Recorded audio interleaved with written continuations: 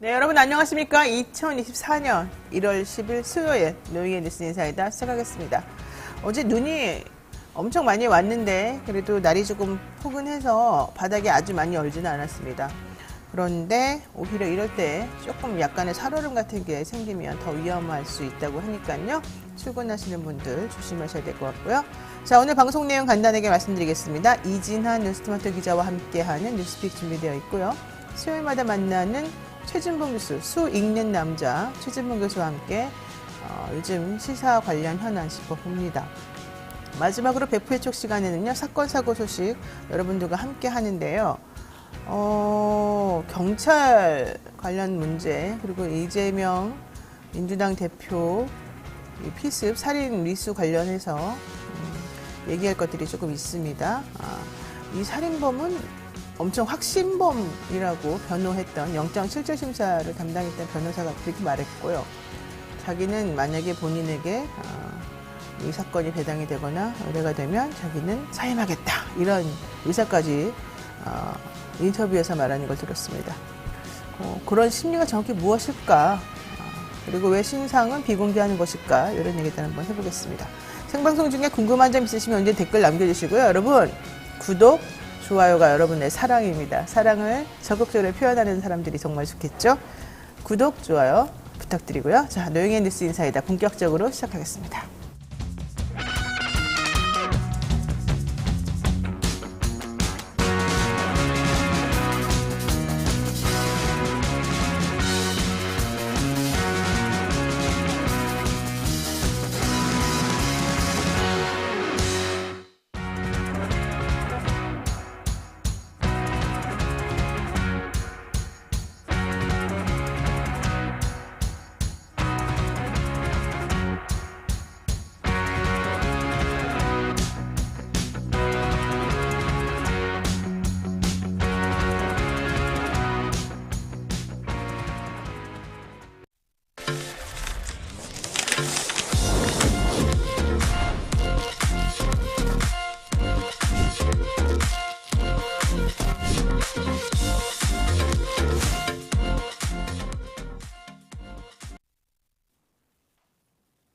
네, 바쁜 아침 이것만은 꼭 알아야 된다. 여러분들께 뉴스를 엄선해서 전해드리는 그런 시간입니다. 듣기만 해도 이해가 쏙쏙 되는 뉴스픽 시간인데요.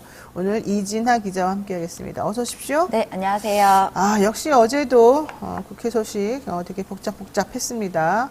우선 12구 참사 특별법, 이태원 참사 특별법 어제 국회를 통과했습니다. 참사 발생 438일 만이라고 하는데요. 여야가 좀 합의해서 해갖고 와라 이렇게 김진표 의장이 주문했습니다만 여당은 모두 퇴장했고 야당 주도로 177명이 찬성했다 그러죠? 네. 자, 어제 본회의장 분위기 어땠습니까? 네, 어제 12구 참사 진상규명 특별법이 어제 국회 문턱을 넘었습니다. 다만 국민의힘 의원들의 퇴장 속에 재적 의원 177명 인중 찬성 177표로 가결됐습니다. 어제 국회 본회의장 참석관에는 참사로 가족을 잃은 40여 명의 유가족이 자리를 했는데요. 먼저 준비된 영상 한번 보시겠습니다.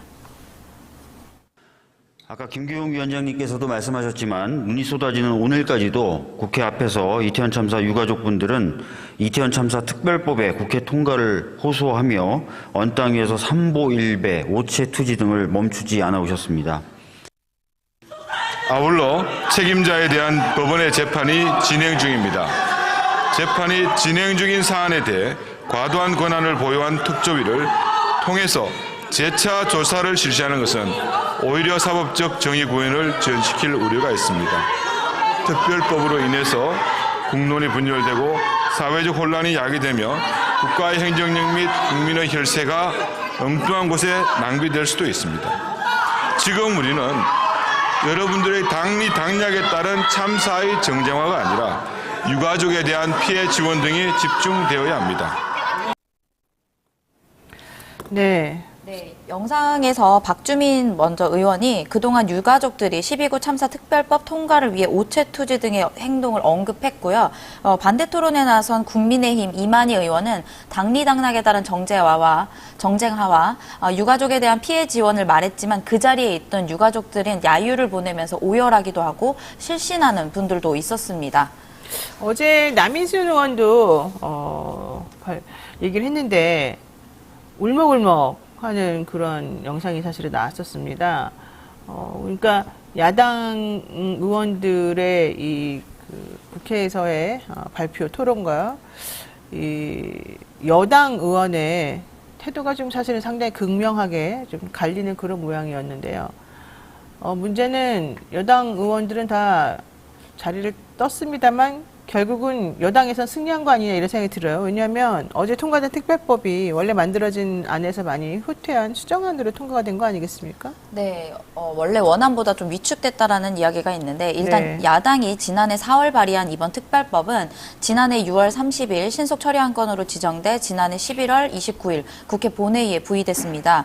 원안은 진상규명을 위한 특별조사위원회를 구성하고 국회가 특별검사를 요청할 수 있다고 규정했는데요. 국민의힘은 피해자 지원에 초점을 맞춘 별도의 특별법을 지난해 12월 11일에 발의를 했습니다.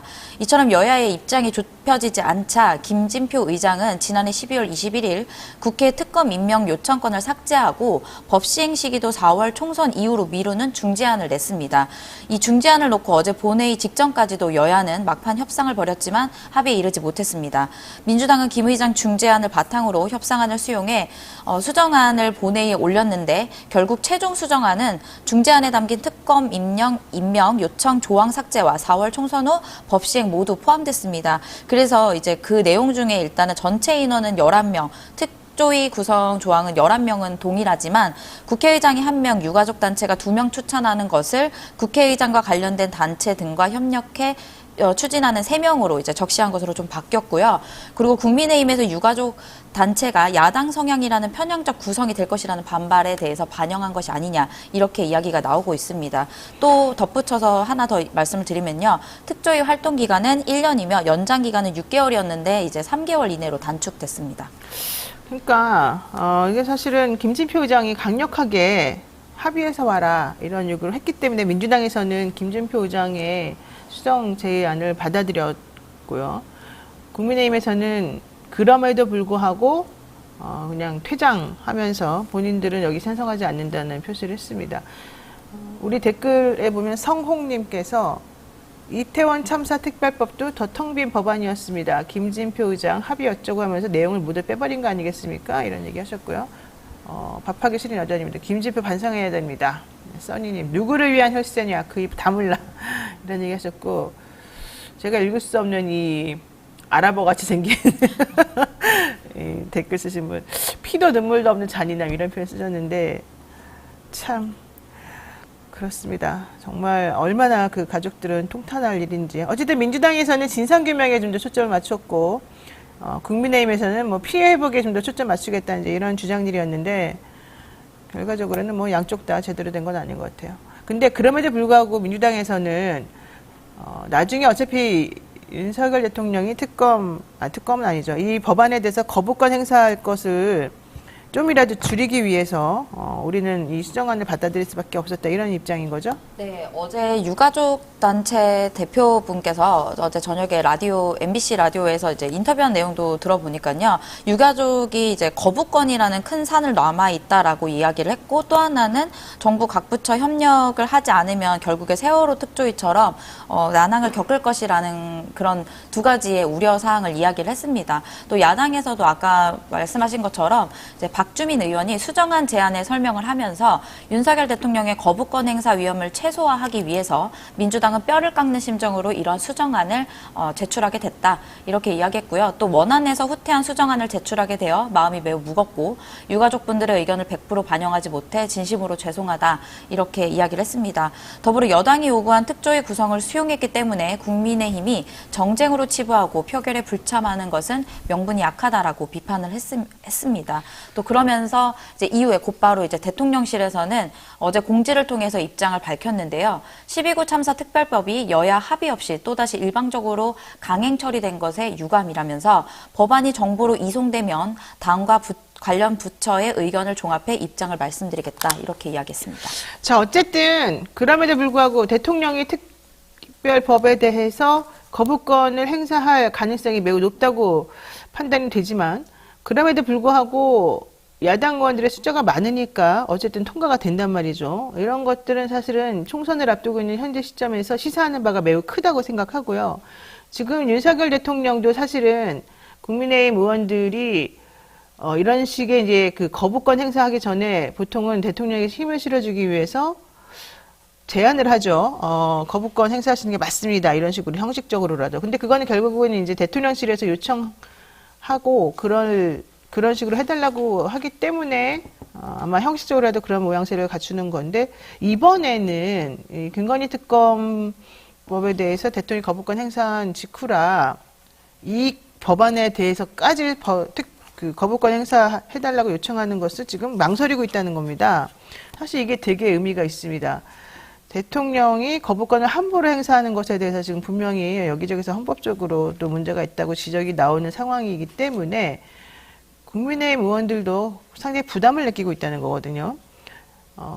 대통령의 거부권 남용 상당히 문제가 있고 거기에 계속해서 동조해왔던 여당에서도 그 행사 관련해서 조심스럽게 해야 된다는 의견이 많은 것 하나가 좀 진전된 거다. 사실 이렇게 볼 수밖에 없겠네요. 자, 민주당 얘기 또 해보겠습니다. 이낙연 전 대표 그리고 원칙과 상식에 소속되어 있는 4명의 의원들 탈당을 예고했고 오늘 아침 9시 40분에 이제 이분의 기자회견을 위해서 어제 예약을 해놨다 그래요. 기자회견 장소를 국회에서. 그 얘기는 결과적으로 탈당은 어느 정도 기정사실화됐다. 뭐 이제 이런 상황인 것 같습니다. 네, 일단 민주당 조응천 의원이 이재명 대표가 오늘까지 통합 비상대책위원회 구성 요구안을 받아들이지 않을 경우에 원칙과 상식 의원들이 탈당하겠다고 밝혔습니다. 조 의원은 어제 SBS 라디오에 출연해 이 대표에게 하루의 시간이 남았다라면서 그 하루의 시간 동안 저희의 요구에 대해 답을 주지 않으면 저희는 소통관에 설 수밖에 없지 않나 이렇게 재촉을 했습니다. 그러면서 지금 이야기하는 단합은 당에서 이야기하는 단합은 삥 뜯고 친구라고 하는 일진과 같다라면서 그럼 언제까지 삥 뜯기고 그렇게 살아야 할까요? 선생이 오히려 삥 뜯는 놈한테 뭐라고 하냐 이렇게 이야기했는데요. 결국에 그러니까 삥을 뜯는다는 이런 표현을 쓴 것 자체는 네, 라디오에 나와 이렇게 표현을 했기 때문에 네, 어쨌든 이 친구라고 하는 사람들은 강성 지지자를 의미하고요. 또 선생이라는 사람은 이재명 대표를 의미하면서 일부 지지자의 공격을 학교 폭력에 비유를 했습니다. 또 이낙연 전 대표는 어제 민주당 국회의원이 44%가 정가자라는 발언을 해서 민주당 의원들의 분노를 샀는데요. 이후 여러 의원들의 비난이 쏟아지자 이 전 대표는 민주화 운동과 노동운동 과정에서 실정법을 위반한 사실을 고려하지 않은 것은 큰 실책이었다. 저는 예나 지금이나 변함없는 민주화 영웅들의 희생을 높이 평가한다. 그 발언은 정중히 사과드린다. 이렇게 이야기를 했습니다. 그러면서도 44%는 시민단체 통계를 인용한 발언이고 계산을 해보니까 41%라면서 정정을 하기도 했습니다. 제가 웃겨가지고 죄송합니다. 조응천 의원이 삥 뜯는다. 결국 이 얘기는 뭡니까? 민주당 지금 현재 집행부 지도부가 학교폭력 일진이다 뭐 이런 얘기 아니겠습니까? 네, 그런 표현. 매우 부적절한 표현이다. 분명히 말씀드리고요. 그럼에도 불구하고 귀에 그냥 쏙 들어오네요. 근데 과연 이게 맞는 지적이냐. 이 부분에 대해서 분명히 문제가 있습니다. 어제 양형자 의원 출판기념회에 금태섭 전 의원 그리고 이낙연 전 대표 등등 참석해가지고 조응천 의원을 그렇게 축에 세웠다고 얘기가 지금 나오고 있는데 네. 이런 표현을 쓰시는 것에 대해서 사실은 조금 유감스럽고 부적절하죠. 또 이낙연 전 대표 민주당 국회의원 44%가 정가자라고 말했는데 알고 보니 41%다. 미안하다. 이게 지금 사과라고 생각하십니까? 현실적으로 네. 좀 이상한 말인 것 같은데 본인도 사실은 정가 이범으로 알고 있어서 이게 무슨 뜻인지 이게 사실은 문제가 좀 심각한 것 같습니다. 뭐 원칙과 상식 의원들도 그렇게 따지면 정가자거든요. 근데 이걸 이렇게 그냥 무분별하게 정가자 이렇게 낙인 찍는 거 맞는지 본인이 당에 있을 때는 그런 거에 대해서 또 얘기 안 하다가 나가면서 야 니네는 정가자 집단이야 이렇게 말하고 나가는 것이 과연 맞는 것인지 또 이 정가라고 하는 것이 41%라고 말하는 것도 좀 틀린 말이어서 네. 이 부분에 대해서는 지금 분노가 엄청난 것 같아요. 네, 일단 정성우 의원은 CBS 라디오에 출연해서 노동운동과 민주화운동에서 생긴 정가라면서 본인이 민주화, 노동운동의 희생대가로 여기까지 온 분 아니냐. 그 혜택을 받았던 가장 대표적인 분이 꽃길만 걸어오신 분이라고 이야기를 했습니다. 그러면서 일단은 이제 민주당 내에서 일단 이재명 대표가 오늘 퇴원한다는 소식을 알리긴 했는데 이때까지도 어제까지 병원에 있었는데 너무 이렇게 지금 이런 상황을 고려하지 않고 이야기한 것이 아니냐 이런 내부의 비판도 좀 있었습니다. 좀 무도한 말들을 좀 쏟아낸 것이 아니냐 이런 얘기인데요. 그러면서 이제 김남국 의원도 정가 2번 이낙연 이렇게 정말 추하다 못해 찌질한 정치인 이렇게 이야기했습니다. 그렇습니다. 이렇게 헤어지는 마당에 좀 아름다운 이별은 원래 없는 것 같습니다. 또 하나 간단하게 지금 또 짚어봐야 될 것이 원칙과 상식 4명 의원들이 오늘 탈당을 예고하고 있지만 그중에 윤영찬 의원은 또 조금 마음이 바뀌었다라는 얘기가 나오는데 이게 현근택 의원 때문에 그런 거 아니겠습니까? 현근택 의원이래. 현근택 변호사 때문에 그런 거 아니겠습니까? 네, 그런 얘기가 나오고 있는데요. 어젯밤 채널A 보도에 따르면은 윤영찬 의원은 마지막까지 탈당을 좀 고려하고 있는 상황이다라고 얘기가 나오고 있습니다. 그리고 사실 뭐 빅텐트 얘기를 하고 있는데 빅텐트가 되려면 현역 의원들이 좀 있어야 된다는 얘기가 나오고 있고요. 그리고 이준석 위원장이 하고 있는 개혁신당 이곳에서는 사실 현역 의원이 없기 때문에 좀 힘이 없는 것이 아니냐. 그리고 그렇다면 어쨌든 이들끼리 연대를 한다 하여도 실제로 출마를 할 수 있을 것인지에 대한 좀 의문들도 내고 있습니다. 원칙과 상식 4명이 탈당을 4명이 다 할지 여기 지금 변수가 생겼기 때문에 현근택 의원의 그 성희롱 발언에 대해서 기사가 나간 이후에 윤영찬 의원이 마음이 조금 바뀌었다 이런 얘기 좀 나오고 있고요. 현근택 변호사는 자기는 그런 말 한 적이 없는데 어쨌든 그 당시에 좀 술이 취해 있었기 때문에 사과하라는 말에 대해서 일단은 그런 제스처를 취했다는데 이런 주장인 것 같습니다. 이것도 사실은 현근택 변호사 내가 얘기를 들어보니까 사실관계가 되게 복잡하고 좀 이상하더라고요. 뭔가 조금 당했다 이런 느낌도 사실은 좀 가지고 있는 듯이 보였거든요. 현실적으로 이 정확한 진상이 무엇인지는 좀 확인을 해보는 것이 필요할 것 같습니다. 그리고 원칙과 상식에서는 어쨌든 이 4명이 탈당하느냐 또 탈당한다 하더라도 이낙연 전 대표와 같이 가느냐 이낙연 전 대표랑 같이 간다 하더라도 이낙연 전 대표와 이준석 전 대표가 합쳐지는 이 모양새가 구성될 것이냐 되게 복잡한 문제들이 많이 남아있고 결국은 헤게모니 싸움으로 변주될 것이다 뭐 이런 예측까지 지금 나오는 상황이죠. 네, 오늘 여기까지 들어야 될 것 같습니다. 이진아 기자 수고 많으셨습니다. 네, 감사합니다. 정말 사건들이 너무 많아가지고 얘기를 하다 보니까 정신이 없네요. 자, 생방송 댓글 참여 계속 부탁드리고요. 최진봉 교수 모시고 돌아오겠습니다.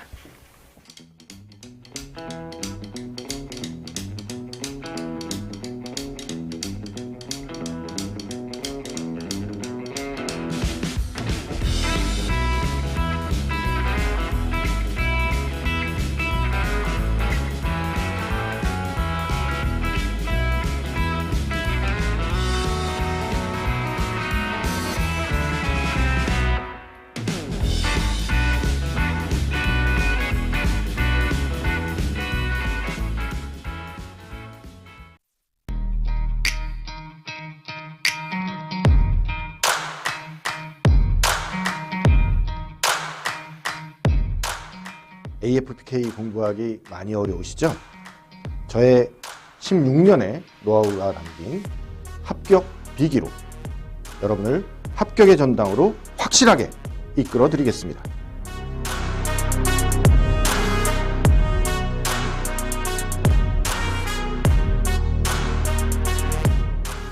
AFPK 합격 꿀팁 친절한 원 교수의 합격 비기 토마토 베이스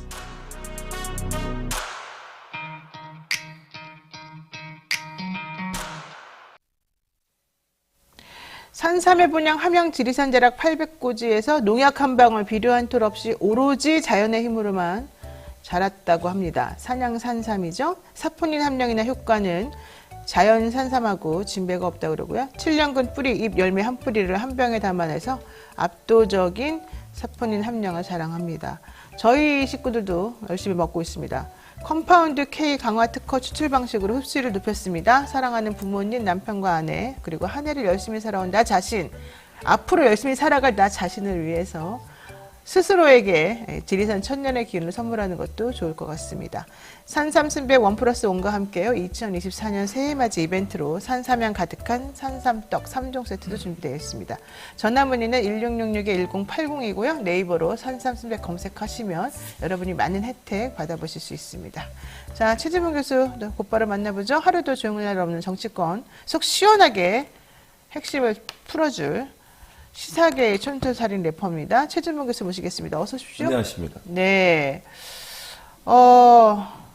우선 뭐 가장 핫한 이슈인 현근택 변호사 얘기 간단하게 잠깐 해보겠습니다. 사실 이거는 사실관계나 이 주장하는 바가 서로 달라서 함부로 말하기에 좀 곤란한 부분이 있습니다.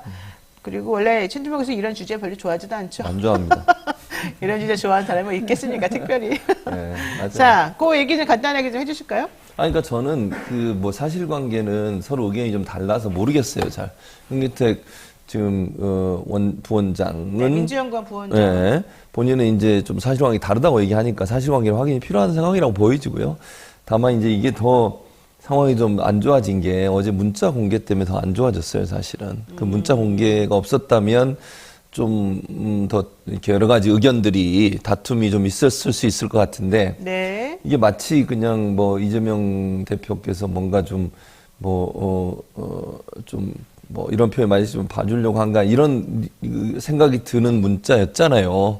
의도가 있었든 없었든 어때서 문자 내용만 보면 그러니까 네. 그러다 보니까 사실은 현근택 부원장이 더 안 좋은 상황에 처해진 거죠, 사실은. 네. 그런 문자가 공개된 상태에서 이제 징계를 어떻게 할 거냐는 문제인데 윤리심판원에서 심의하면서 어떤 결과가 나오든 이게 또 보수 윤리감찰단에서 지금 하고 있죠. 그렇죠. 네. 그러니까 윤리감찰단에서 어떤 경우가 나오든 이제 보수 언론이나 이런 데서는 또 만약에 좀 약하게 나오면 이재명 대표의 뜻이 아니 이렇게 또 나올 수 있거든요. 그게 이제 걱정되는 부분이에요. 네. 그래서 윤리감찰단도 이런 부분들을 고려하지 않을까 하는 생각이 들어서 좀 안타까워요. 그러니까 뭐 사실관계는 확인이 돼야 되겠지만 한 정치 지망생이 이제 이런 부분 때문에 여러 가지 문제가 생겼고 어제 문자만 아니었어도 사실은 조금 이게 냉정하게 어떤 내용인지를 살펴볼 필요가 있었는데 어제 문자 때문에 더 이게 상황이 좀 안 좋아진 상황이 아닌가 저는 개인적으로 그렇게 생각합니다.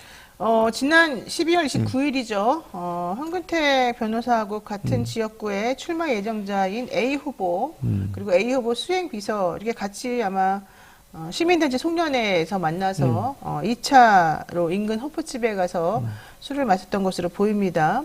본인은 그와 관련해서 좀 잘 기억을 못하고 있는데 그 다음날 아침에 A 후보로부터 연락이 와서 자기 수행비서에게 화가 많이 나 있는 그 수행비서에게 좀 사과를 해달라는 요청을 받았다는 거고요. 네. 무슨 내용인지 정확히 이제 제대로 인지하지 못한 상태에서 일단 전화를 했지만 받지 않아서 문자로라도 뭐 사과를 하는 게 좋겠다는 뜻을 받아들여서 일단 사과를 했다는 얘기입니다. 그런데 본인 주장은 실질적으로 그런 표현을 한 것은 기억이 없고 그 A 후보마저도 그런 표현을 안 한 것으로 뭐 얘기했다는 것입니다. 예. 그러니까 이제 두 가지 워딩이 사실 문제가 있는데 그래서 이제 조금 부적절해 보이는 워딩이 있는데 네. 그 A 후보 말고 다른 사람도 같이 있었던 다른 사람도 현근택 변호사 그런 말 한 적이 없는데 이제 이런 얘기를 했다는 거라서 일단 본인은 부인하고 있는 상태거든요. 완전 그렇죠. 자, 그런데 같은 지역구에 나가는 A 후보라고 한다면 결국은 경선 경쟁자라는 경쟁자죠. 거잖아요. 그렇죠. 경선 경쟁자하고 술을 마시면서 그렇게 부적절하게 혹은 부주의하게 게다가 그 비서까지 있는 상황에서 왜냐면 경쟁하다 보면 또 어떤 일이 벌어질지도 모르잖아요. 뭐 우리가 이제 이낙연 전 대표 사태를 보더라도 알 수 있는 건데. 근데 사실 그런 일이 벌어졌을까도 조금 이상하고 만약에 정말 그게 사실이라 그러면은 정말 이거는 사과를 단순 사과만으로 끝날 일은 당연히 아니지만 그렇죠. 자, 이거 조금 이상하다고 좀 그래서 여겨지는 부분들이 많아요.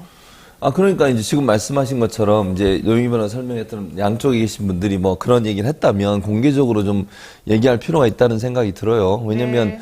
이게 이제 녹취나 녹음된 건 없잖아요. 그렇죠. 그러니까 이분이 이제 주장하시는 건데 뭐 저는 지금 단계에서는 어느 것도 사실이 뭔지를 모르겠어요. 그 전제로 말씀을 드리면 옆에서 들었던 분들이 뭔가 좀 발표를 하시는 게 필요하지 않을까 하는 생각은 듭니다, 개인적으로. 왜냐면 이분들이 이제 제3의 증인이 될 수 있으니까 그렇죠. 뭐 어떤 얘기가 있었고 없었고 이런 부분들을 좀 정리해 주면 도움이 될 것 같아요. 왜냐면 두 사람의 주장이 엇갈릴 때는 또 부딪혀질 때는 누군가 제3의 증인들이 그 자리에 함께 있었던 분들이 얘기를 해준 게 대단히 중요하다고 저는 생각하거든요. 네. 그래야 일반 시청자나 국민들이 현상 파악, 그 사실관계 파악에 도움이 되지 않겠어요? 그런 점에서는 저는 이제 그 얘기를 언론에는 안 나왔잖아요. 지금 노영희 변호사가 설명해. JTBC 보도문화에 대한 입장문으로. 그러니까, 예. 그래서 그분들이 직접 좀 이게 언론의 증언이나 아니면 인터뷰를 통해서 또는 공식적으로 본인들이 어떤 SNS를 통해서라도 그런 글들을 좀 올려주면 네. 사실관계 파악에도 도움이 되지 않을까 이런 생각은 있습니다. 그러니까 여기서 좀 쟁점은 일단 그런 발언을 했느냐, 그 다음에 왜 경쟁 관계에 있는 사람하고 술자리를 하면서 좀 그렇게 부주의하게 만약에 했다면 그런 일이 벌어졌겠느냐, 또 실제 그런 일이 있었는지에 대해서는 좀 진상 파악이 좀 필요하다, 필요하죠. 이런 것도 있고, 또 하나 새로운 쟁점이 그와 관련해서 이재명 대표와 정성호 의원 간에 주고받았다는 문자입니다.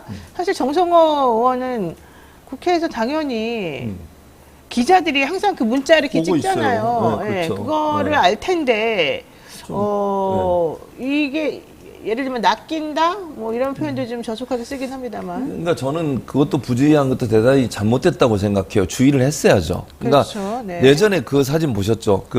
지금은 이제 비대위원장이지만 한동훈 법무장관 밑에 들어가서 막 이렇게 하는 거, 네네네. 그 사진도 있었잖아요. 그만큼 주의를 안 하거든요. 보이게 하려는 거죠. 그게. 그래서 본회의장에서는 모든 카메라가 망원렌즈 달고서 다 기자들이 그거 다 보고 있어요. 특히 이제 이렇게 정성 의원처럼 이재명 대표가 가까운 분이라고 알려진 분은 더더욱 주의를 했어야 돼요. 거기서 문자를 하지 말든 네. 아니면 완전히 보이지 않게 하든 뭐 방법을 강구했어야 되는데 그렇게 대표와의 어떤 개인적인 문자가 공개되게 하는 것은 대단히 저는 잘못됐다고 생각해요.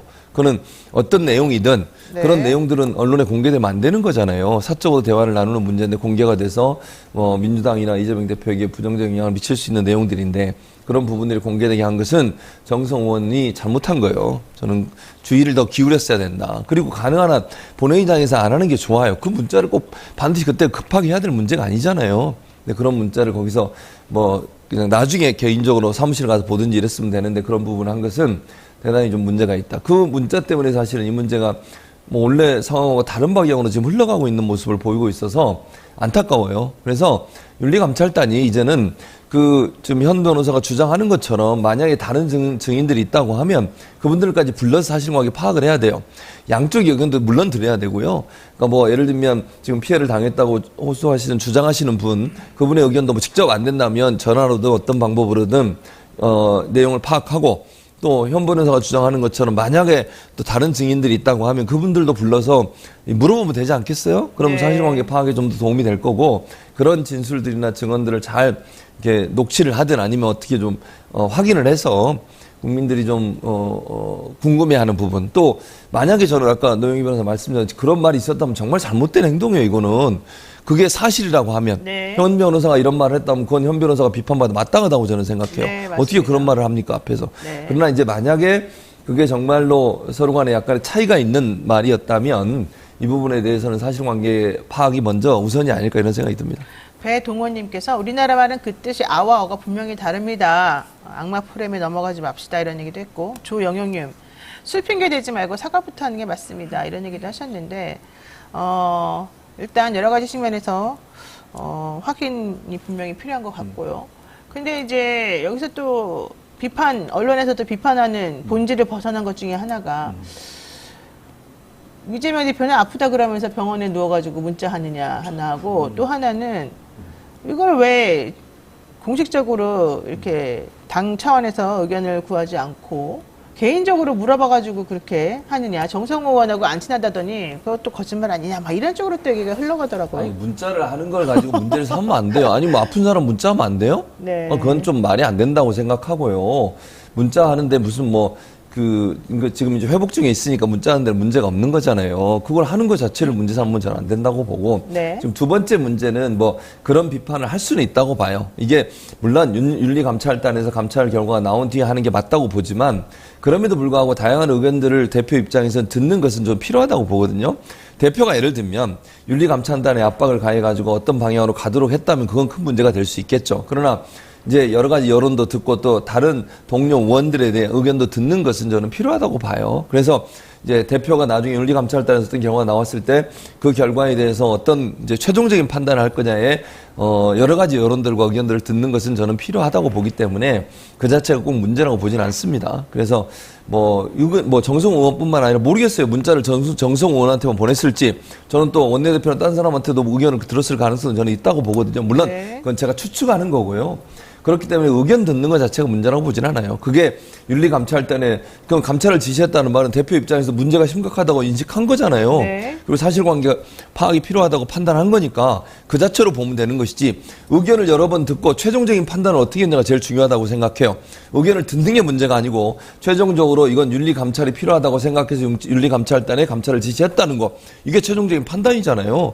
그럼 그걸 보고 얘기를 해야지 그 전에 어떤 결정을 내기 전에 여러 의견들을 듣는 것 자체를 가지고 문제를 삼는다? 그건 아니라고 생각합니다. 네, 이 와중에 국민의힘 비대위원으로 임명된 박은식 씨 예. 같은 경우에도 사실은 문제가 많이 되는 설화들이 있습니다.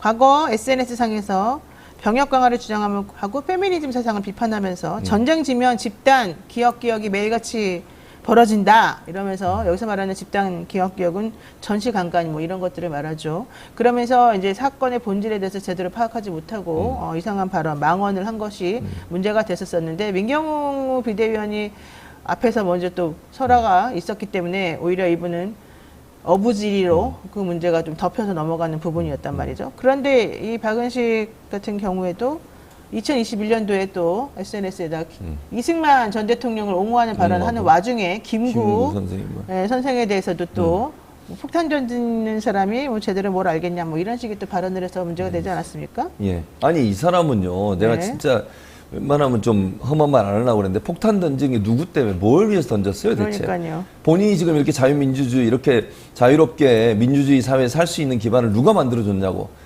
자기 가족 돌보지 않고 국가를 위해서 몸을 바쳐서 폭탄 던지고 저항하고 투쟁했던 네. 일본을 상대로 해서 그렇게 온몸으로 저항했던 사람들의 그 희생과 그 고통을 다 겪는 것 때문에 지금의 민주주의가 있는 거잖아요. 그렇죠. 김구 선생님한테 그런 어떤 망언을 그렇게 할 수가 있습니까? 폭탄 던지던 분이가 모른다고요? 무슨 얘기를 하는 거예요 대체? 아니 이 나라를 지키기 위해서 독립을 위해서 자기 목숨까지 바쳐가면서 싸웠던 사람한테 할 얘기입니까 그게? 네. 이승만이라는 사람 잘 아시는 것처럼 독재를 했기 때문에 비판받고 있고 그래서 학생운동 일어나서 그 사람이 하야한 거 아닙니까? 네. 그건 다 알고 있는 역사적으로 증명된 사실에 대해서 이승만을 추앙을 해요? 그럼 뭐 이승만처럼 그렇게 막 자기가 집권을 계속하기 위해서 법도 바꾸고 이래가지고 개헌하고 이래가지고 법을 본인의 권력을 계속 유지하는 게 그게 잘하는 겁니까 대체? 그런 나라에 살고 싶어요? 아니 자기의 권력을 장기 집권하기 위해서 여러 가지 방법을 동원하고 사람들을 탄압하고 억압했던 그 사람에 대해서 뭐가 잘했다고 그렇게 하는 겁니까? 아니 나라를 세우는 것이 그 사람이 혼자의 능력으로 세워졌어요? 그렇게 대한민국이 세워진 이유가 독립운동했던 많은 사람들이 희생 위해서 만들어진 거 아닙니까? 네. 그런데 그 기반을 만들었던 김구 선생님에 대해서 이따위로 얘기하는 게 과연 맞느냐고요. 그런 사람이 이 국민의힘의 비대위원이에요. 아니 이런 논란이 한두 번입니까? 지금 아까 말씀한 여성에 대해서도 비하하고 폄훼했었잖아요. 네. 뭐 결혼과 출산의 주도권이 남자한테 있다고 그런 얘기 했지 않습니까? 네. 그런데도 임명을 강행했어요. 누가? 한동훈 비대위원장이. 그런 사람 데려다가 비대위원을 하면서 어떻게 바꾸겠다는 거예요. 국민의힘이 지금 비상 상황이에요. 국민으로부터 많은 따가운 눈초리를 받고 있고 네. 비판을 받고 있잖아. 그래서 비대위원회가 생긴 거 아닙니까? 위원장을 본인이 하고 있고. 네. 그런데 들어온 비대위원을 제대로 검증도 안 해가지고 이런 사람이 들어와서 비대위원을 하고 있는데 이게 지금 제대로 된 비대위원이라고 말씀드릴 수 있겠습니까 대체? 네. 자, 어쨌든 현근택 의원의 이 발언 관련된 내용은 부원장에 네. 아직 의원이 안 됐죠. 그렇죠. 예.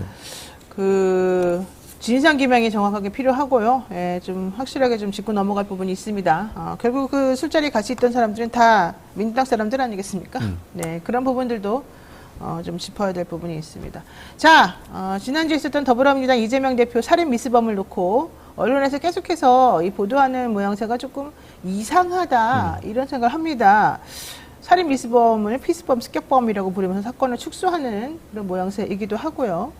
사건 피해자 김 씨는 나 죽이려고 했었다 이렇게 그렇게 본인이 얘기하죠. 말했는데도 불구하고 매우 신중합니다. 언론이 그 사람을 살인 미수범이라고 부르는 데 있어서 그리고 인색하기도 하고 이거는 왜 이럴까요? 왜냐면 사건을 축소하고 싶은 거라고 저는 생각해요. 언론들이 네. 이 사안이 별로 그렇게 큰 문제가 있는 사안이라고 보지 않으려고 하는 시도가 있지 않나는 생각이 든다는 거예요. 네. 언론이 어떤 사건이나 이슈를 이렇게 이름을 짓잖아요. 그걸 이제 네. 네이밍이라고 하는데 어떻게 명명하냐에 따라서 그 사건의 내용을 이해하는 국민들은요. 그 단어만 보고 이해를 해요.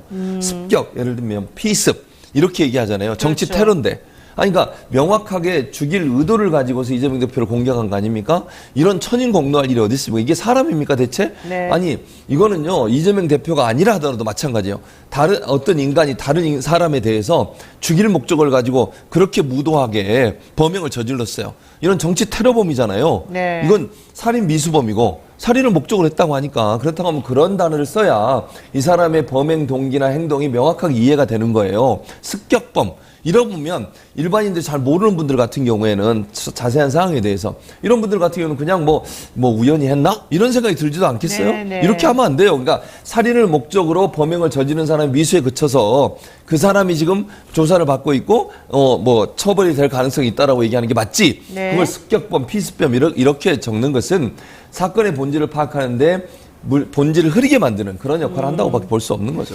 맞습니다. 그래서 민주당에서는요 정치테러 대책위원회를 구성을 해서 그렇죠. 전현희 전 권익위원장을 위원장으로 임명을 하고 이 살인 미수범과 관련된 사건이나 이 언론 보도 등에 대해서 좀 정확하게 대처하겠다 뭐 이런 얘기를 지금 하고 있습니다. 그런데 유달리 이재명 대표에 대한 건이 있으면 이 피해자인데도 불구하고 항상 공격의 대상이 되고 기승전 이재명 공격으로 항상 이어진다는 게 좀 문제인 것 같고요. 이번에 천준호 비서실장이 또 그 병원의 의사에게 문자로 퇴원을 조금 요청했다. 이게 또 어제 단독으로 동아일보에서 나왔거든요. 그래서 또 얘기가 또 뭐 특권 의석이 쩔어있네 뭐 이런 얘기가 지금 나온단 말이죠. 이것도 조금 좀 아니, 자 제대로 된 비판인지. 퇴원해달라고 요청했다면 사실관계 모르겠는데 사실을 하더라도 그게 특권입니까? 아니, 퇴원시켜주세요. 이게 특권이에요? 의사한테 개인적으로 요청했다 뭐 이런 거겠죠? 그게 뭔 특권인데요? 아니, 개인적으로 퇴원시켜주세요가 특권이에요? 아니, 예를 들면 병상이 없는데 강제로 막 입원시켜주세요. 병상 주세요. 아니면 뭐 병원에 무슨 치료를 받는데 순서가 있는데 순서를 좀 당겨주세요. 이러면 이건 특권이지. 퇴원 좀 시켜주세요. 이게 특권이냐고요. 그게 뭔데요, 대체? 단독 보도로 나왔다는 것도 웃기고. 웃기죠. 그 댓글이요. 엄청난데 댓글 내용 조사실은 상당히 좀 부적절한 게 많았어요. 아니. 왜 그런지 모르겠어. 그러니까 퇴원시켜달라는 게 왜 특권이죠, 이게? 나는 이해를 도저히 못하겠어요. 예를 들면 아까도 말씀드린 것처럼 병상이 없는데 병상 찾아내라, 만들어내라, 아니면 수술 순서가 있는데 자기를 먼저 해달라, 이러면 특권이지, 그거는. 근데 이게 아니고 퇴원은요, 가족이 원하거나 본인이 원하면 하는 거예요. 물론 의사가 판단을 하긴 하죠. 네. 그 요청을 할 수 있는 거 아닙니까? 그렇죠. 아니, 예를 들어서 가족들이 우리 좀 여러 가지 상황 때문에 퇴원해야겠습니다. 그래서 퇴원한다. 근데 그거를 의사가 오케이 하는 거지. 그게 퇴원시켜주세요가 무슨 특권의식이냐고요, 대체. 아니, 뭐 퇴원시켜달라는 게 특권의식이라는 말은 생전에 처음 들어봤어요, 저는. 아니, 예를 들어서 너무 이제 사람들이 많아서 중환자실 입원할 장소가 없어. 근데 그 사람 한 사람 밀어내고 나 좀 해주세요. 이러면 특권이지, 그거는. 우리는 그런 거 한 번도 들어주지도 않아요. 누가 들어줘요, 그런 거를. 아니, 또 높으신 분들은. 아, 무슨 말이, 모르겠어요. 근데 퇴원이 무슨 특권이냐고, 퇴원이. 802님께서 퇴원대 맘대로 못하는 이재명 대표입니다. 어처구니가 없네. 근데 정말 이재명 대표가 이렇게 당무에 복귀해서 일을 좀 빨리 하고 싶은 마음이 강력해서 지금 사실 회복이 안 되는데도 불구하고 퇴원을 조금 빨리 하고 싶어 했다는 게 첫 번째 사실이고요. 두 번째로는 지금 아무도 대면에서 보고를 못 한답니다. 천준호 비서실장마저도 문자나 뭐 이렇게 카톡이나 이런 것들을 통해 전화나 이런 것들을 통해 가지고 대표에게 보고를 하고 있고 아무도 지금 대면을 못하고 가족들만 잠깐 본다는 거예요. 그러니까 아주 그냥 완벽하게 회복은 또 지금 안 돼 있는 거고 맞아요. 안정을 좀 취해야 되는 상황인 것 같고요. 현재 이재명 대표는 미음, 죽 이런 걸 지금 식사로 하고 있다고 하니까 저런 여러 가지 사정을 보면 아마 완벽히 회복이 안 된 것 같은데 너무 빨리 지금 나오려다 보니까 또 이렇게 된 겁니까? 아니, 빨리 나와. 아니, 생각해보면 질문이 좀 그랬나요? 몇 번을 말씀드리는데요. 네. 퇴원이라고 하는 건 환자나 보호자가 판단해서 우리가 여러 가지 상황들이 있을 수 있잖아요.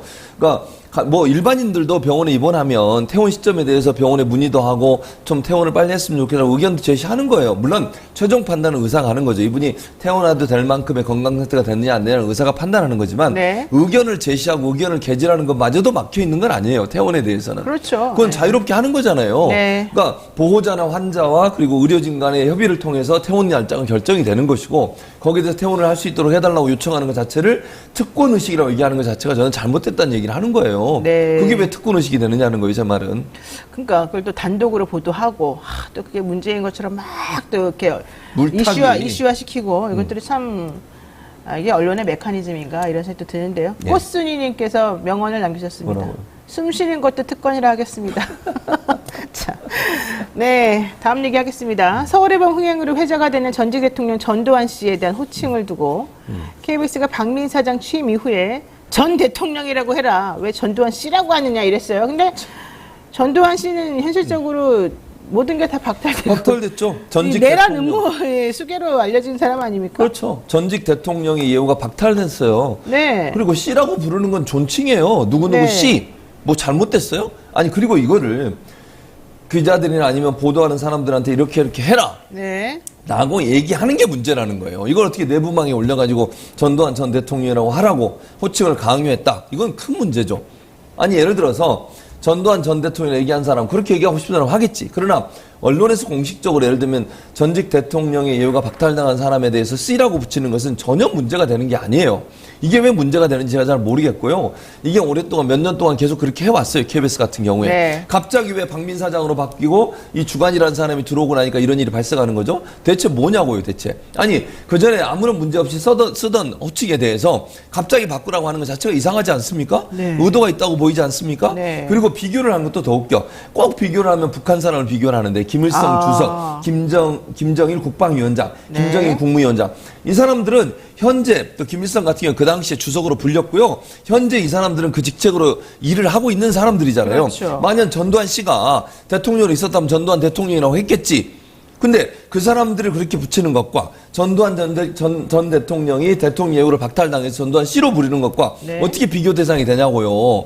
아니 상황에 맞게 부르는 거예요. 호칭은 어떤 사람이 뭐 전직 의원 전 의원이라 하든지 아니면 그 사람이 돌아와서 다른 일을 하면 변호사라고 부르든지 이러는 거 아닙니까? 네. 근데 호칭에 대해서 이래라 저래라 얘기하는 것도 너무 부적절하고요. 꼭 전두환 씨를 꼭 집어가지고 전직 대통령이라고 부르라고 하는 것도 너무 말이 안 되는 거예요.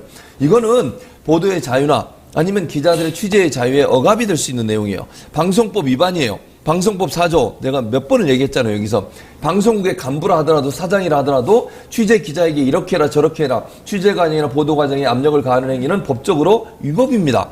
이런 행동을 한 것도 잘못된 거예요. 아무리 자기가 주관이라 하더라도 네. 주관도 취재 기자에게 취재 내용에 대해서 이래라 저래라 얘기하는 것 자체가 방송법 위반이라는 사실을 꼭 알았으면 좋겠습니다. 그렇군요. 1997년 대법원 판결에 의해서 전두환 씨는 국가내란죄로 전직 대통령의 예우를 박탈당한 사람입니다. 따라서 전 대통령이라고 하는 호칭은 사실은 적절하지 않은 게 오히려 맞고요. 이런 대통령 호칭을 강요한 것은 대법원 판결을 무시하는 행위이고 옳지 않다. 이게 민주당의 공식 입장입니다.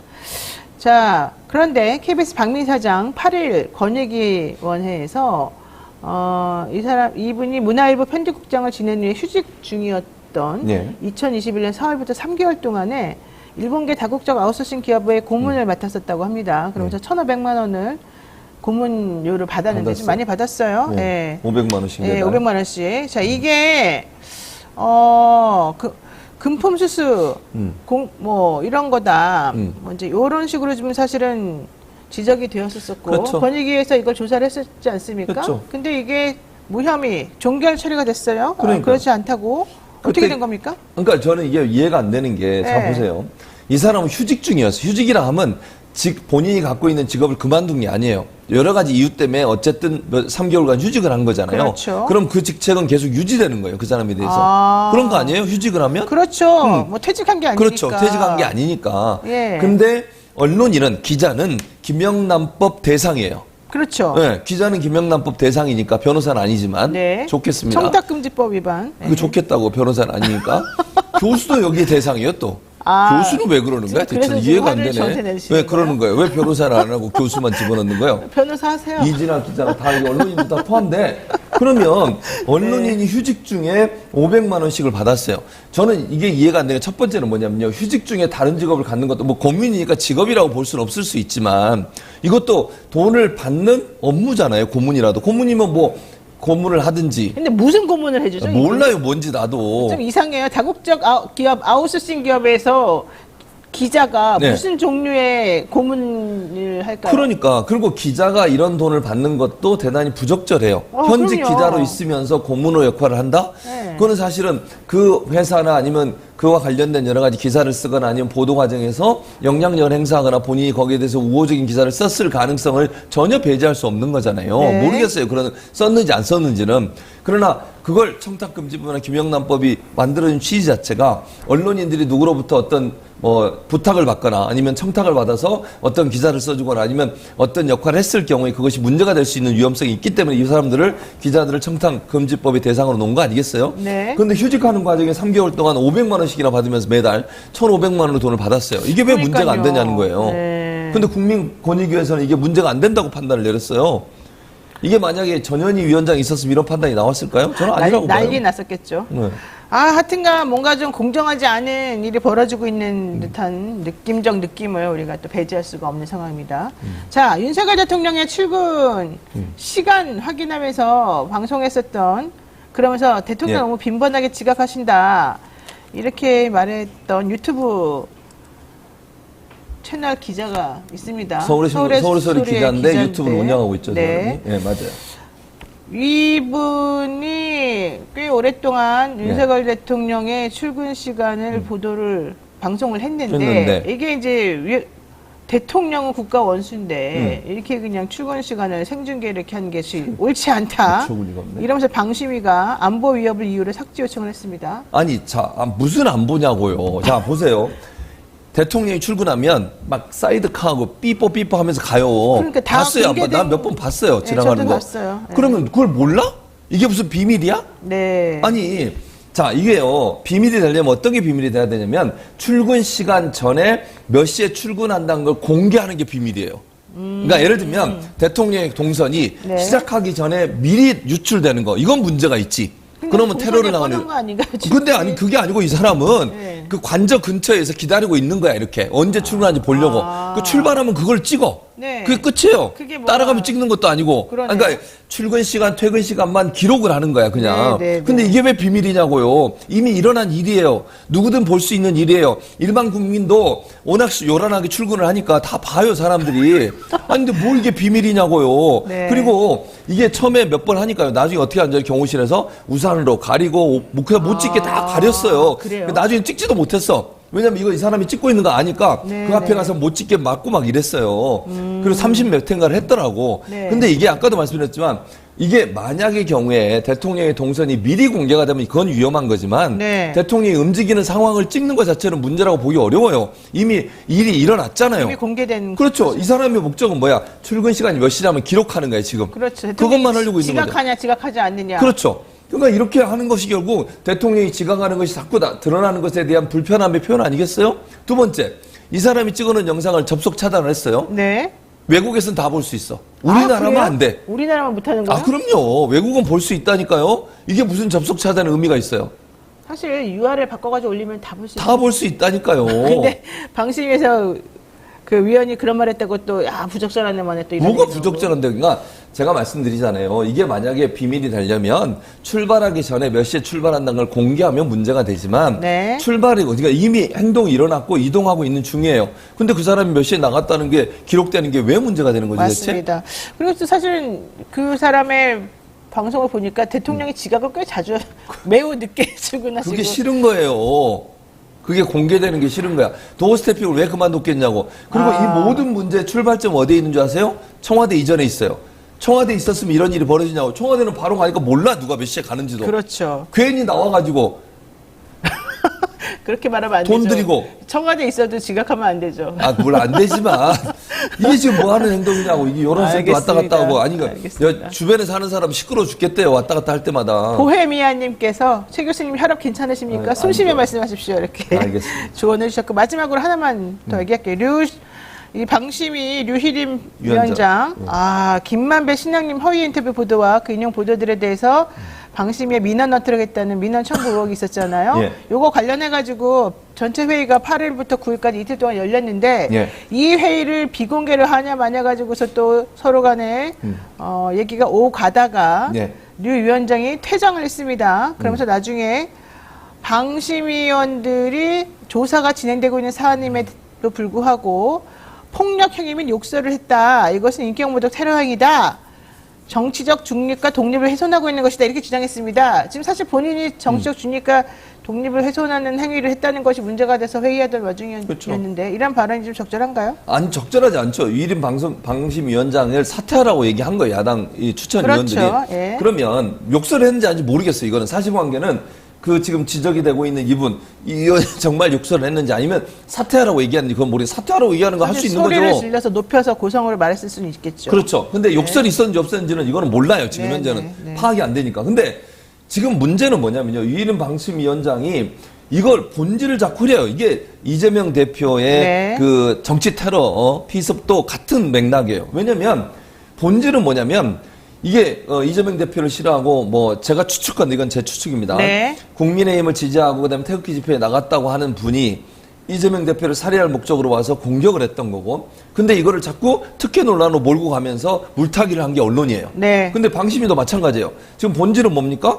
방심위원장이 자기 지인 가족을 청구했다. 이용해서 민원을 민원 청구해서 청구했다. 예, 그 의혹. 들어왔다. 예. 그건데 지금 뭘 하고 있어요? 그 민원 넣은 사람에 대한 공개, 즉 전 개인정보를 유출한 사람이 누구냐를 찾고 있는 거야. 네네. 예전에 그거 똑같아요. 박근혜 정부 때 십상시 사건 기억나시죠? 아, 누가 네. 유출했냐가죠. 그때 당시에 이제 지금 좀 이쪽으로 가셨지만 조홍천, 예를 들면 박관천 이런 네, 사람들이 네, 징계 네. 먹었잖아요. 그것 때문에. 네. 이런 거하고 똑같은 거야. 즉 공익 제보 차원에서 문제가 있는 사안들을 밖에 알리고 언론에 알린 사람을 네. 색출해 가지고 그 사람을 처벌하겠다는 거 아닙니까? 네. 이게 무슨 그럼 공익 제보의 원래 의도가 뭐예요? 내부에 네. 문제가 있는 부분을 밝혀내는 거 아닙니까? 근데 밝혀낸 사람에 대해서 징계를 하겠다고 나서는 이 부분에 대해서 의원들이 지금 문제를 삼는 거잖아요. 지극히 정당한 문제 제기인데 그거에 대해서 문제를 제기했다고 해서 욕설을 했다는 둥, 뭐 소리를 질렀다고 자기가 퇴장을 해? 사퇴하세요. 네, 지금까지 최진봉 성공회대 교수 말씀 들었습니다. 고맙습니다. 감사합니다. 네, 잠시만 기다려주세요.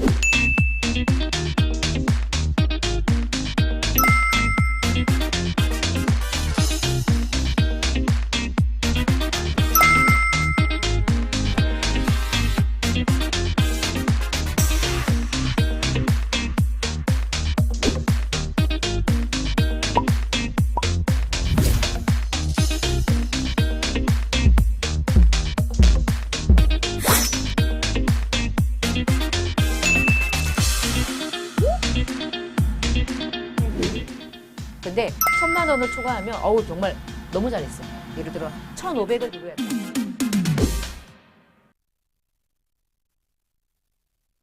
네, 잠시 광고 타임입니다. 통통물, 죄송합니다.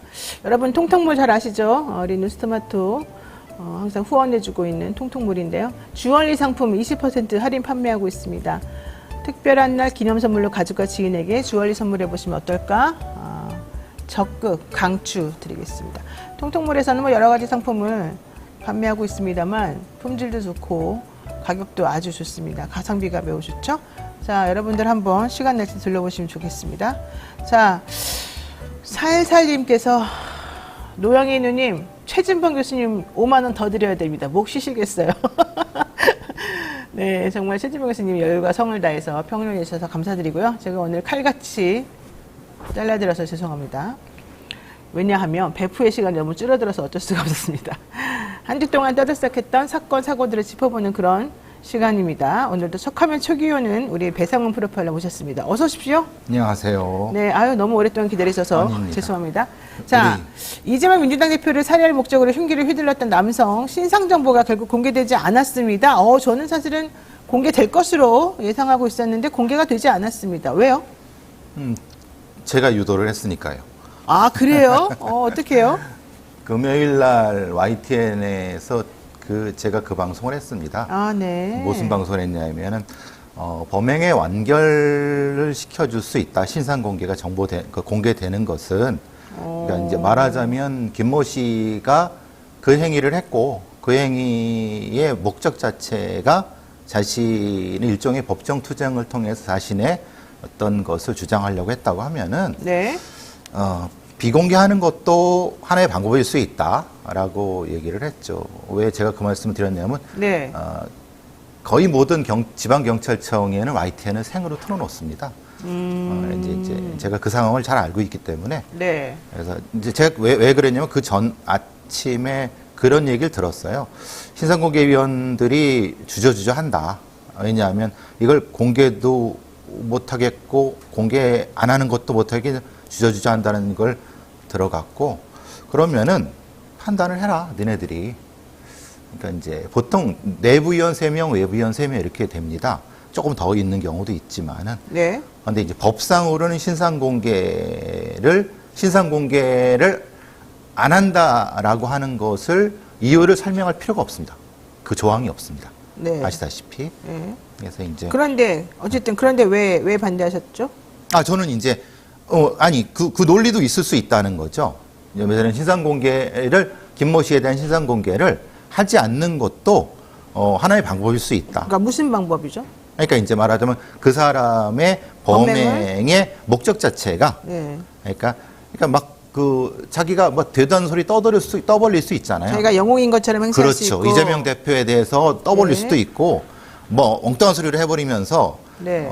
난장판이 벌어질 수도 있기 때문에 근데 그것은 제 생각이고 신상공개위원들이 토론을 통해서 좀 치열한 토론을 해보라는 의도였습니다. 근데 저도 설마 비공개할까? 전 좀 가까스로 공개될 거라는 생각을 했었거든요. 근데 네. 비공개를 해버렸네요. 자, 경찰 관계자는 신상정보공개위는 신상공개를 통해 얻게 될 공공이익이 신상정보 공개로 인한 인격권 침해 우려보다 크지 않다고 판단했다 이렇게 말했는데 사실 저도 이 범인들의 혹은 피의자들의 신상정보 공개와 관련된 위원회 회의 내용을 잘 알고 있는데 이 부분에 대해서는 사실은 이렇게도 얘기가 나오고 저렇게도 얘기가 나올 가능성이 사실 많은 그런 그렇죠. 사건이긴 예. 했었습니다. 근데 어쨌든 이 사람은 이제 이렇게 확신범이고 본인의 행동한 것을 오히려 자랑스러워하는 사람이기 때문에 공개시킴으로 인해서 그 사람이 마치 이렇게 약간 지금 현재 사회가 조금 이렇게 반으로 갈려 있는 상황에서 마치 뭔가 영웅적인 행동을 한 것처럼 추앙될 수 있는 우려가 있어서 오히려 그것은 좋지 않다고 판단했던 것으로 지금 얘기된다는 거죠. 네. 자, 그런데 물론 지금 구속됐습니다, 이 사람은. 그런데 영장실질심사 당시 범인 모습에 대해서 보도가 됐습니다. 어제 그 기사 나온 거를 보게 되면 담당 변호사도 사실 꽤 놀랬던 것으로 보입니다. 심사 내내 본인이 하고 싶은 말을 너무 당당하게, 침착하게, 그것도 아주 침착하게, 보통은 판사 앞에 가면은, 주눅이 많이 들죠. 다들 조금 겁먹고 본인의 행위에 대해서 변명하고 이제 이런 게 일반적인 모습인데 이 사람은 전혀 그런 모습이 없었다는 거고요. 확신범이었다라고 얘기를 하고 있습니다. 그리고 단독 범행이고 몇 개월 전부터 치밀하게 준비했고 이 대표가 죽으면 변명문을 언론사에 보내라라고 또 같이 지금 공범으로 얘기되고 있는 사람, 물론 그 사람은 지금 또 집으로 갔다고 얘기는 합니다만, 이렇게 조사받고. 어쨌든 그런 식으로 치밀하게 준비했고 사람을 죽이겠다는 의도가 매우 확실한 그런 사람으로 좀 여겨진단 말이죠. 그렇죠. 자, 어떻게 보십니까, 이 사람? 그러니까 이 사람의 범행의 전체 과정이라든가 네.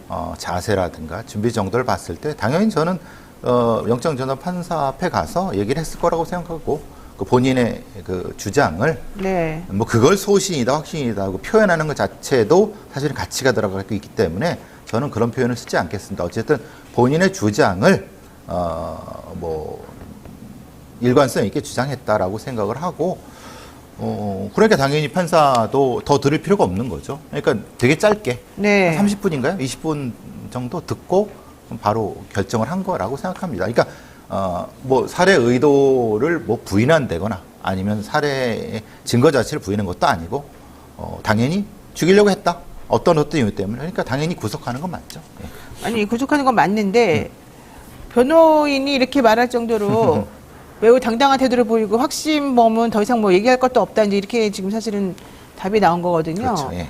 이 사람은 왜 그렇게까지 확신범으로서 범행을 했을까? 근데 그거는 심리가 이제 뭐냐 이거죠. 오늘 나올 경찰의 그 발표를 아마 안 할 거라고 저는 생각을 하는데 네. 근데 그 내용 자체를 해버리면은 조금 좀 애매한 부분이 있는 것 같습니다. 왜냐하면 주요 나오는 얘기도 이제 이재명이 싫고 이재명이 악마고 이재명을 죽여야지 우리나라 역사적 소명을 한다고 본인이 그렇게 주장을 계속 떠드니까 네. 그건 본인의 주장인 거니까 그거를 네. 꼭 제가 제 입으로 말할 필요는 없는 것 같아요. 그리고 경찰 입으로 말하는 것도 좀 애매한 것 같아요. 그럼 그거를 따옴표를 써서 전달을 해야 되나? 그래서 애매해요. 자, 반성을 하고 있더냐 이렇게 기자가 물어보니까 그 변호인은 소신범인데 어떻게 반성을 하겠느냐. 반성할 이유가 굉장히 없죠. 침착했다. 예. 판사님한테 자기가 하고 싶은 말 다 했다. 정치적 소신도 밝혔다. 이렇게 얘기를 했습니다. 그리고 이재명 대표를 사실은 표면적으로는 어쨌든 싫어하는 것으로 보인다. 그렇죠. 이재명을 싫어하는지 야당을 싫어하는지는 모르겠지만 어쨌든 싫어하는 것 같다. 이런 얘기인 거고요. 질문이 그랬어야 되는 거예요. 당신이 이렇게 이재명을 싫어했다고 하면 왜 내가 이재명이었었고 이걸 했느냐. 그러니까 네. 그거는 위장이었느냐. 네. 뭐 이런 걸 물어봤어야 된다고 봐요, 판사가. 근데 이제 그런 거 필요 없이 그냥 구속시켜버린 것 같아요. 어쨌든 이 담당 변호인, 영장 실질심사에 동석했던 담당 변호인은 만약 김 씨의 변호를 맡게 되더라도 사임게 되겠다 이런 얘기까지 하면서 사실은 본인이 할 수 있는 게 없다 이런 얘기를 했습니다만 참 요즘은 이 범죄자들의 심리가 일반 상식으로 이해하기 어려운 부분들이 좀 많은 이 것 같습니다. 사람은 뭐 변호사 필요 없을걸요? 본인이 다 할걸요? 굳이? 사실은 본인은 이런 범행을 계획하면서 앞으로 어떻게 될 것이다. 이 전개가 이런 식으로 가면 이렇게 하겠다. 이게 계획이 다 있었겠죠? 그런 그렇죠. 것도? 그래서 이제 본인이 그 어떤 사람한테 부탁을 한 것처럼 네. 그러니까 그거는 뭐냐면은 자기가 가지고 있었던 것이 경찰에 의해서 의도적으로 은폐될 수도 있다는 생각을 한 거잖아요. 그렇죠. 그러니까 똑같은 거를 그 사람한테 뭐 누구한테 그 언론이든 언론사에 누구한테 보내라고 했던 거겠죠. 그러니까 네. 그것도 생각했다고 하면은 당연히 법정 투쟁이라는 것도 생각을 했겠죠. 여기 투쟁이라고 쓰는 건 그 사람의 입장에서. 네. 그러니까 당연히 굳이 변호사를 쓸 필요도 없을 거라고 생각을 합니다. 근데 저는 조금 이해가 안 가는 게 이렇게까지 확신적인 범행을 저지르고 계획을 해가지고 치밀하게 한 사람이라면 그 변명문이라고 하는 것을 이재명이 죽으면 언론사에 보내라라고 했다면 바로 그 지인 조사받고서 어쨌든 일단 집으로 귀가한 바로 그 사람에게 본인의 계획을 다 알려줬을 거잖아요. 아닐걸요? 그것도 아니에요? 네, 경찰에서 나오는 얘기는 네. 대략적으로 얘기를 했는데 네. 그 사람이 실제로 그걸 실행하리라고 생각은 못했을 수도 있어요. 만약 그걸 알았다고 하면 당연히 그 사람도 더 조사를 했겠죠. 근데 그게 아니라 자기도 반신반의했다. 그러니까 관련성이 떨어진다라고 경찰은 판단한 것 같아요. 아니 근데 만약에 그렇다고 그러면 그런 부탁을 받았어도 그 부탁에 응하면 안 되는 거 아니에요? 그렇죠. 안 했을 수 있죠.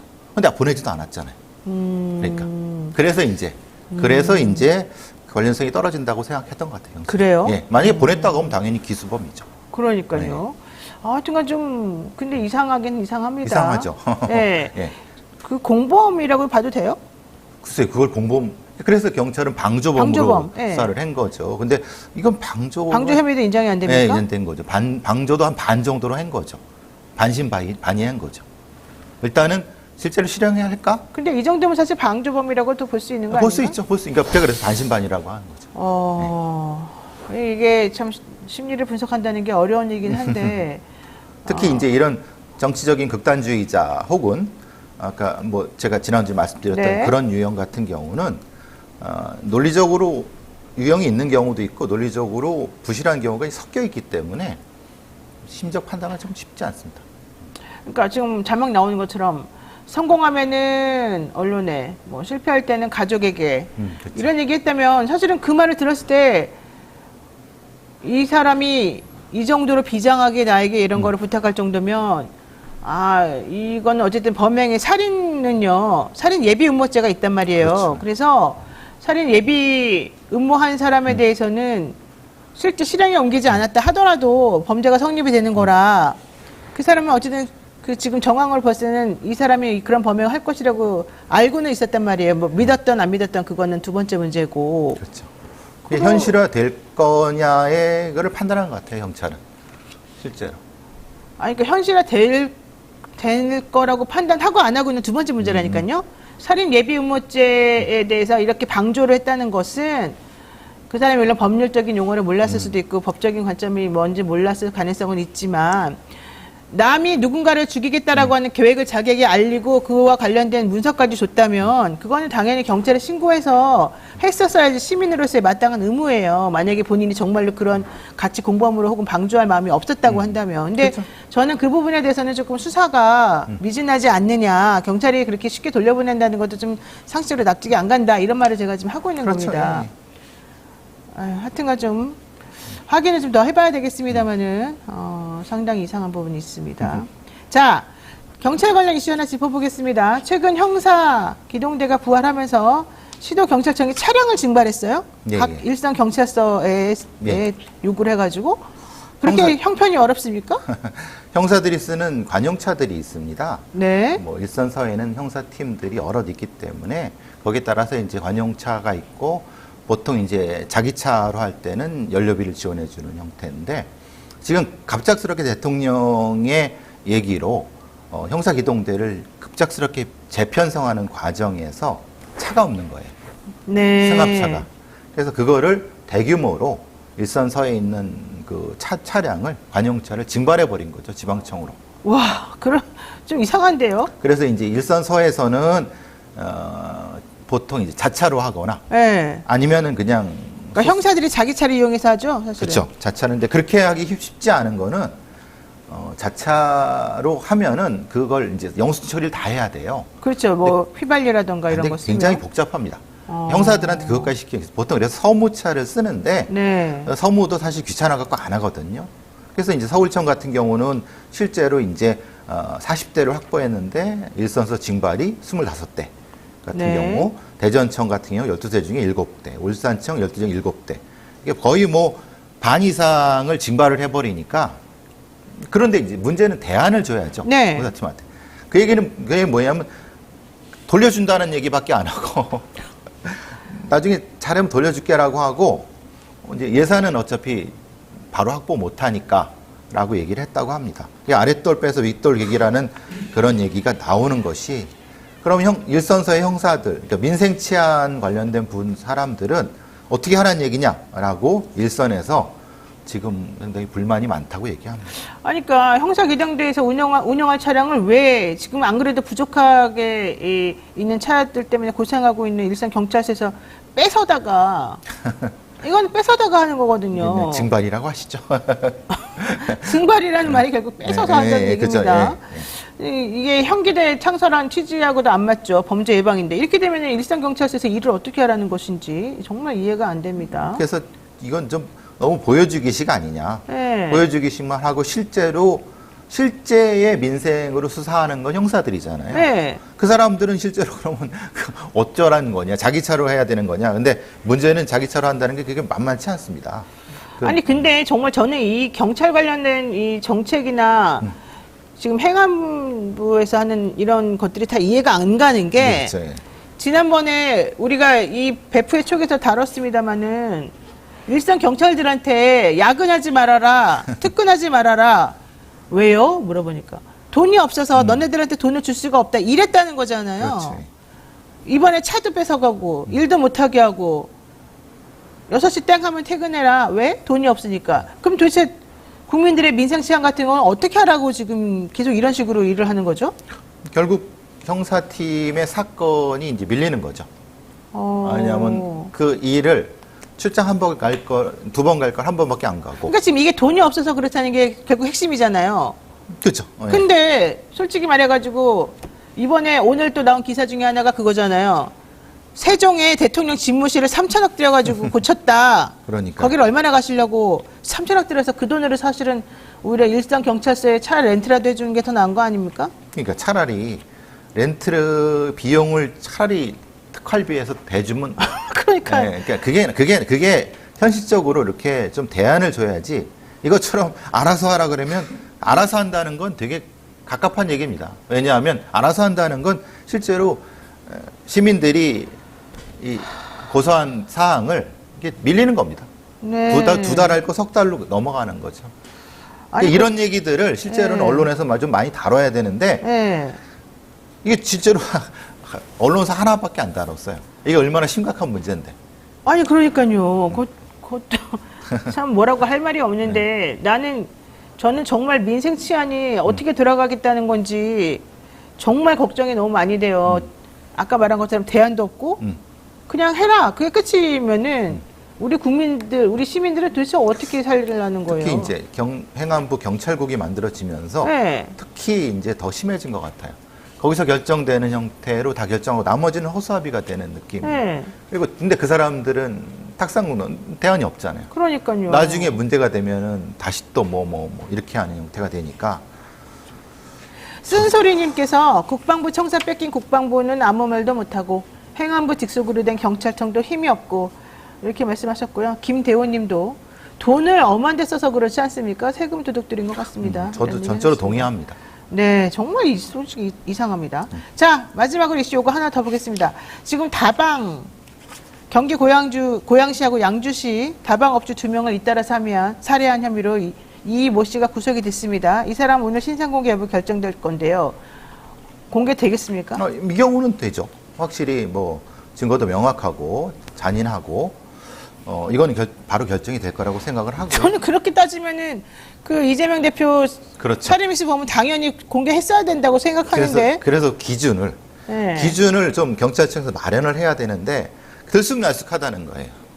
제가 아까 말씀드린 그겁니다. 네. 이거는 뭐 보지도 않고 공개할 겁니다. 자, 그런데 이 사람은 왜 다방을 범행자수로 선택했냐, 왜 범행을 저질렀냐 물어보니까 강해 보이고 싶었다 뭐 이런 말 했어요. 아니 여성을 이렇게 잔인하게 혼자 일하는 여성의 가게에 들어가서 돈 훔치고 뭐 이런 식의 행동하는 사람이 무슨 강해 보이고 싶다가 이게 무슨 말도 안 되는 소리입니까? 네, 이제 사회학자 한 분은 이제 페미사이드라는 말씀도 쓰셨는데 이제 심리적으로는 그렇습니다. 이제 이 사람이 거의 10몇 년 이상 교도소 생활을 해갖고 네. 교도소 생활 자체에서는 약간 이런 거 뭐라 그러죠? 좀 세 보이는 거? 이게 일본 꼬붕이었습니다. 꼬붕.